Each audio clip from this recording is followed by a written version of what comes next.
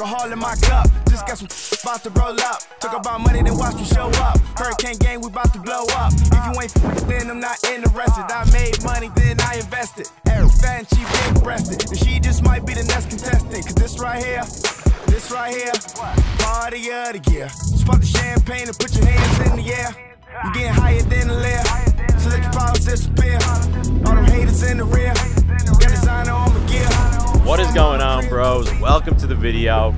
I know it looks like kind of a dark and gloomy day, but in Texas, in the summertime, this is considered a beautiful day that you have to be outside because like the alternative is hot and sweaty balls all day long. Anyway, today I want to talk to y'all about a few common mistakes that you're probably making with girls. And I've personally made all of these mistakes myself. And here's the thing, if you're doing any of these things, like you're instantly going to make a girl lose interest in you. She's probably gonna stop hitting you back up and it's not gonna go well for you. And even if you're already seeing some decent results in your dating life, like this is gonna help you take your game to the next level.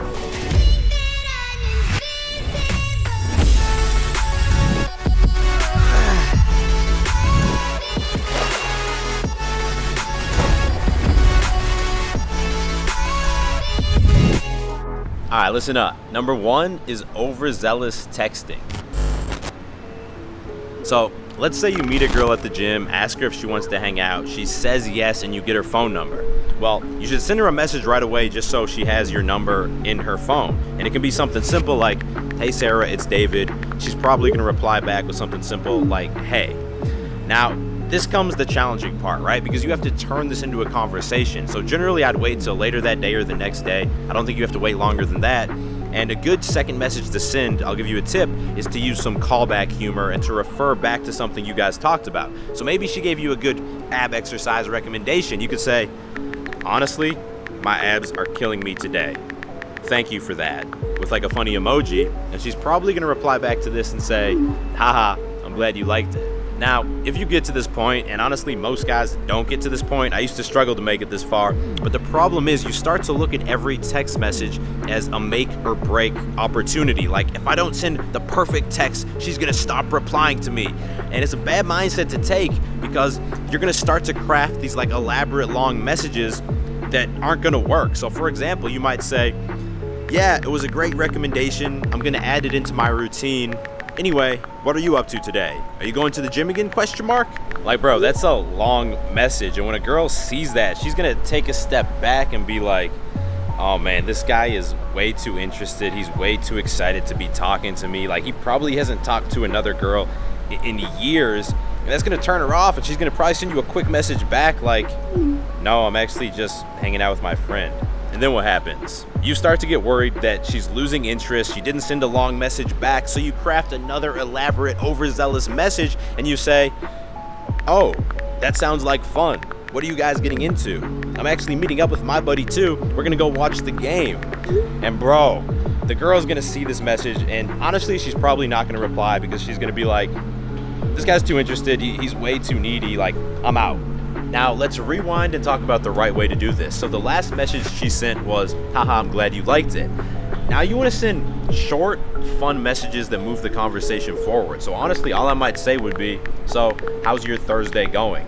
This isn't going to put any awkward pressure on her to send a long reply back. And because of that, she's probably going to give you a better response. She might say, nothing crazy, I'm at the office, can't wait to get home. How about you? At this point, you want to send another quick, lighthearted message. So I might say, currently blasting Kanye on the way to the gym.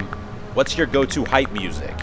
And she's probably going to say something like, LMAO, I like Kanye, but I'm more of a Marshmallow girl, to be honest. The point I'm trying to make is that texting should just be fun and quick. Like, you're not trying to create some deep connection with the girl. That's going to happen on the actual date. I'd probably send one more fun message back and forth and then say, we should grab a drink this week. Does Tuesday or Thursday work for you? This approach makes you seem like a fun guy and it draws the girl in rather than sending these long messages that push the girl away.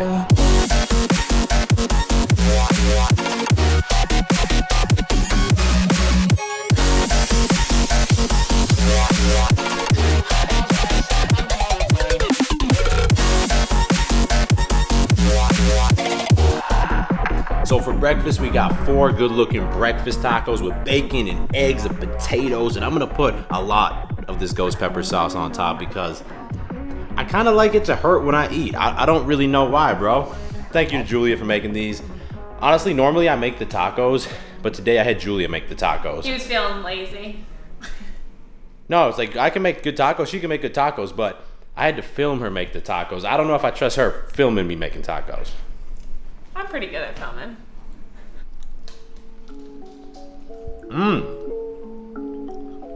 You might be the new taco maker in the house. These are better than my tacos. What? All right, number 2 is conversation manipulation. When I was planning this video, I actually asked Julia for help. So I asked her, like, what is something guys have done to you in the past that made you just immediately lose interest?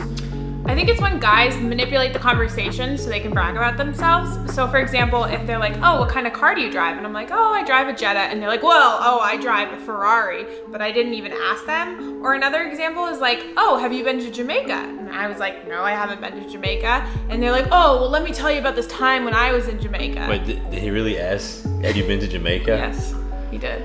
That's rough, man. but I kind of get it, you know. I think that when you're at a point when you're not confident that you're good enough to get girls, you almost want to tell girls like these facts about yourself to convince them to like you. Like I remember back in college or even after college, I thought the fact that I'm Spanish, that I lived in Spain, my family's from Spain, I could speak Spanish, like was a really attractive thing. So when I was talking to girls, that I always be like, so where are you from? And they'd be like, oh, like, I mean, I live in Boston. But no, like, where did you grow up? Where's home to you? And they'd be like, oh, it's Connecticut, I guess. I think, oh, interesting. You know, for home to me, like it's Boston now, but I actually used to live in Spain. My family's from Spain. Yeah, you know, that's where I'm from.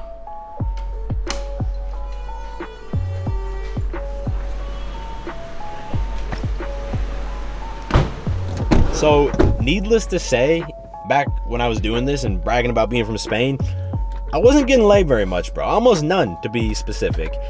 And the reason is that when you do something like this, like the other person notices that you're making it a point to talk about it. Like even now, a lot of times I'll meet guys and I notice they have to say in the first minute how many places they've traveled recently, where they're from, what their job is, what car they drive. And like, it just makes you look like you don't have any confidence in yourself, because if you had confidence in yourself, you wouldn't feel the urge to tell everyone about yourself, this fact about yourself. So my advice to you is to pick the thing you're most proud of, like the thing you wish everyone knew, and make that something you only talk about if you're specifically asked about it. Like for me, it's my YouTube channel. We're almost at 1 million subscribers. That's a massive accomplishment for me. But the only time I'll bring it up in conversation is if somebody asks me, what do you do? Then I'll tell them, you know, I have a YouTube channel and I have a few businesses I've started off it. Otherwise, I don't mention it. Like you can ask Julia, there's a lot of people we meet that never even find that out. Yeah, he does not talk about it. And this is so powerful because when people do eventually find out what that thing is about you, they're gonna be like doubly impressed. You know, the girl eventually is gonna find out you have a prestigious job, or she's gonna get into your dope car and she's gonna be like, wow, this is super cool that this guy has achieved this, but at the same time, like, he must be super confident that he hasn't even mentioned it to me yet. Like, it's kind of mysterious and badass. It's a good thing. Getting higher than the left. So let your problems disappear. All them haters in the rear. Got designer on my gear. From mama crib to a beach house. Pay my dues the cheap route. So now I know what them freaks about. And now they speak about. Girl, don't take it personal. I know that you. Inside this little package here, this is something that I'm very excited about. I've been waiting for this for a long time. So you guys know Transparent Labs, right? You guys better know who Transparent Labs is.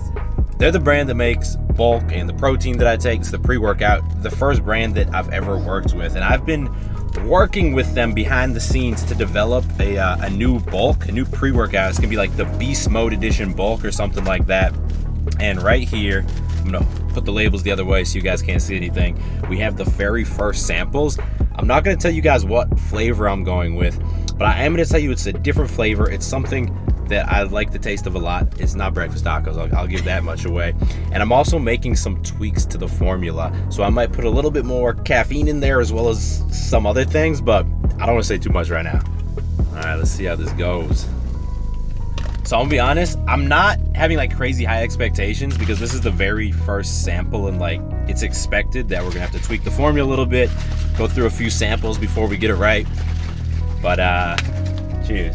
Cheers. Yo, they got the flavor down. Dude.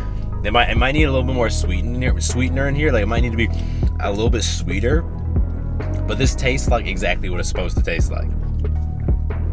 Doesn't it taste like it? It's just like it.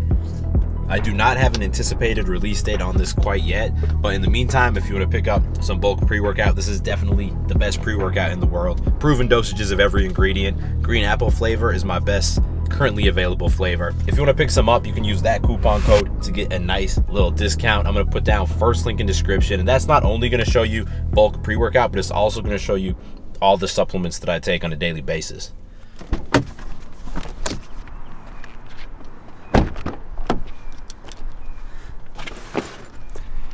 I'm not sure if you guys can see my my camera bag. It appears there's tire marks on the outside. Fuck. So we filmed the last segment in our parking deck, right? And then as we were pulling out, you know what we just get dun dun dun, and I thought we like hit a dead body or something. It literally sounded like we ran over a body. But instead we had ran over my camera bag because I don't know what the fuck I was thinking, bro. I left my camera bag outside the car. The drone is completely smashed. I would show it to you if I could, but honestly, we stopped on the UPS store on the way here. I already sent it back to get the replacement in. But like surprisingly, everything else kind of was untouched. Like he has like a what, $6,000 lens in here. It's not $6,000. It's like $1,200, but that, whatever, an expensive lens. That's the only other thing in there of value. He did. It was fine. Definitely one of the dumbest things I've done in my life. It was so bad. So today we're gonna get started with some RDLs, some Romanian deadlifts. I know I told y'all last video about my knee injury. I have noticed that when I'm doing like hip dominant movements like deadlifts, it doesn't bother my knee at all. But when I do like squats that are more knee dominant, it kind of still does bother the knee now. So getting started with these, I'm gonna take you through the rest of the workout after that. Let's go.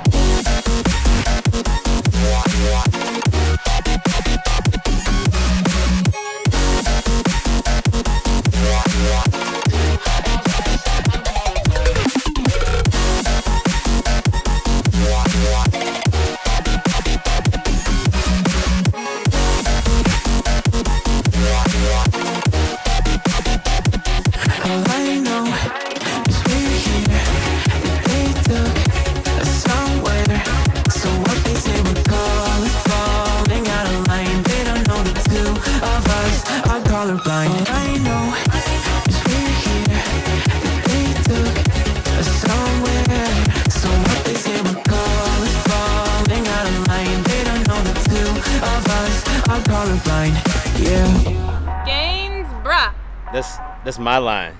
Gains, bruh. Workout complete, man. Good workout. The knee felt good. The whole body felt good. I forget where we parked the car. But number 3. What was number 3? I thought you knew. Number 3, hold on a second. Alright, number 3. And I actually forgot to plan this one. Don't tell anyone about that. Number 3 is that weak hesitation. And we're not talking about basketball moves.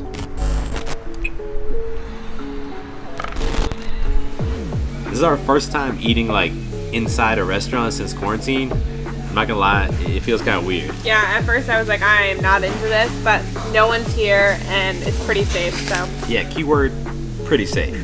But let's talk hesitation, because I can tell y'all, like when I first started getting dates with girls one-on-one, which was a big win for me at the time, like I rarely closed the deal. I rarely got second dates. A lot of times like girls didn't even text me back. And I know from talking to friends and, you know, just followers of the channel, like it's kind of a common problem. And almost always, like, the reason for this is because when you're on the date alone with the girl, doesn't matter if you're at the bar, if you guys are at the park or the cafe, tell me if this sounds familiar. You're there, maybe you're having good conversation, you're there for like an hour, maybe you're there for 2 hours, and you start to think like, ooh, should I like invite her back home? Should I kiss her? What should I do? And then you just think about, is this the right time? Is this the right time? And like you never pull the trigger. then the date ends up ending. Like maybe you have an awkward hug at the end. You just don't see her again after that. From a girl's perspective, if I'm going on a date with you, I like you and I'm planning on hooking up with you. But if you don't make that move, it comes off as extremely unconfident, and I'm not gonna wanna go on a second date with you because I'm gonna be like, this is awkward, I don't know if he's gonna make a move, and I'm just gonna be uncomfortable.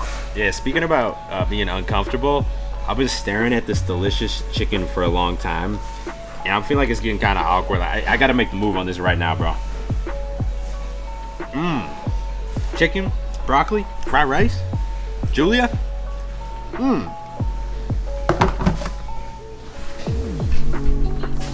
So, bro, what I recommend that you do, and what I did for myself, and this was kind of my turning point when I finally started getting second dates and seeing more consistent hookups with girls, is I created a rule for myself that every single date I go on, I'm going to at least attempt to bring the girl back to my place. And of course, not every single girl is going to be down to hook up on the first date, and that's completely fine. I'm not saying to pressure girls into having sex with you, like no means no. But like when you set this goal in mind, then at the very bare minimum, like you're gonna go for the kiss. It's not gonna seem like a big deal to kiss the girl anymore. Plus, what I've realized from my experience is that like up until the point that you actually hook up with a girl, have sex with a girl, you're kind of in this awkward zone where you guys are playing games with each other, and there's this awkward pressure on the relationship, on the interaction.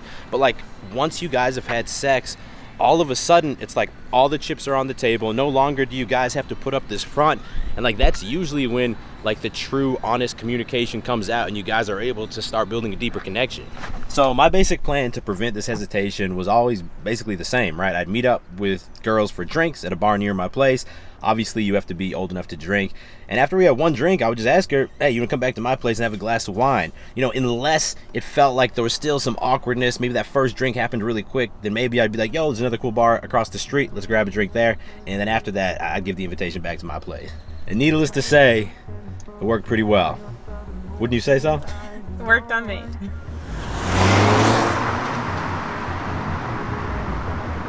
Anyway, if you made it to the end of this video, you already know what it is, bro. I appreciate you so much. Give it a thumbs up. If you're new to the channel, make sure you click that subscribe button and also click the notification bell, because I drop 2 videos every single week. You just don't want to miss them. They're all so dope. I will talk to all of y'all in the next video. Stay beastly.